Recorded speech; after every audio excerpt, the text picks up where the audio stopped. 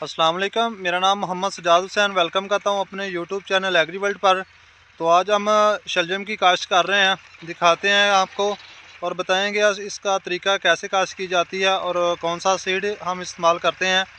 तो आगे बढ़ने से पहले अगर आपने अभी तक मेरे चैनल को सब्सक्राइब नहीं किया तो मेरे चैनल को सब्सक्राइब कर लें, साथ लगे बेल आइकन को ज़रूर प्रेस करें ताकि मेरी आने वाली वीडियो का नोटिफिकेशन मिल सके। आओ चलते हैं वीडियो की जानिब।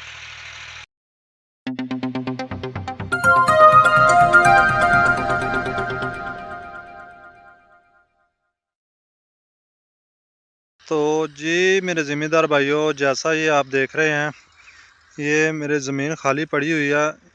यहाँ हमने मकई काश्त की थी, मकई के बाद ज़मीन को फारग छोड़ा हुआ है।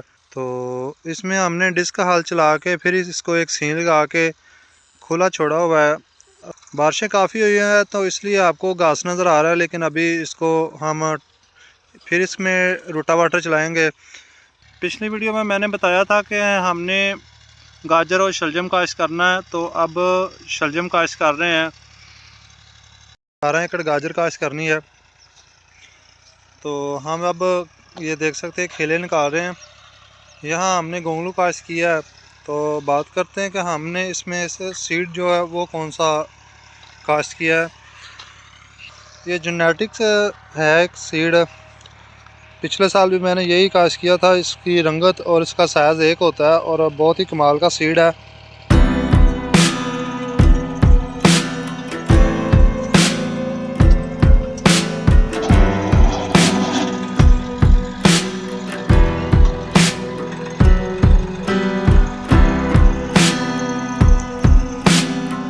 हम गोंगलू काश्त कर रहे हैं। इसको काश्त करने का तरीका ये है कि इसमें हमने अच्छी तरह हल चलाई है। यहाँ भी मकई काश्त की थी, मकई के बाद ज़मीन ये भी फारग थी जैसे ये है। तो ज़मीन को अच्छी तरह तैयार किया।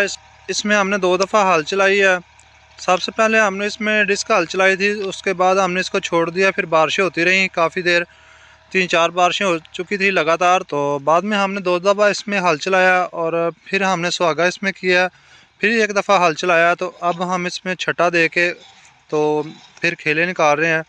वही खेले हैं जिस पे हम मकई काश्त करते हैं। एक साइड पे जो मकई काश्त होती है वही खेल हम निकालते हैं।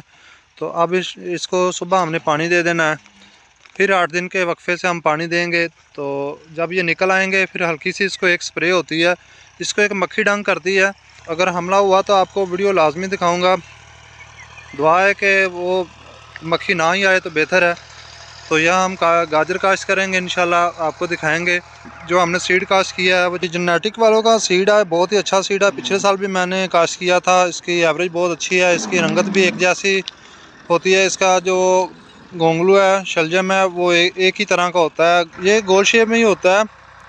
जेनेटिक वालों का सीड है, बहुत ही अच्छा सीड है। पिछले साल भी मैंने यही काश्त किया था और बहुत ही कमाल का सीड है। इसकी रंगत जो है वो बहुत खूबसूरत होती है, वाइट कलर की होती है। तो बहुत अच्छा सीड है। तो अब भी यही काश्त कर रहे हैं।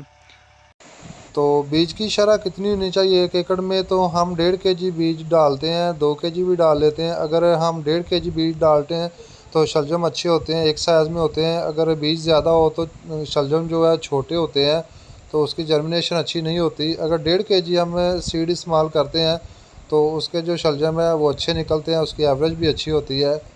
तो मैं तो 1.5 kg इस्तेमाल करता हूँ। तो मुख्तलिफ़ इलाक़ों में 2 kg भी इस्तेमाल कर लेते हैं, लेकिन हम 1.5 kg इस्तेमाल करते हैं 1 एकड़ में। तो उम्मीद है कि मेरी वीडियो अच्छी लगी है, तो वीडियो को शेयर करना। तो मिलते हैं एक नई वीडियो के साथ, तब तक मुझे दे इजाज़त। अल्लाह।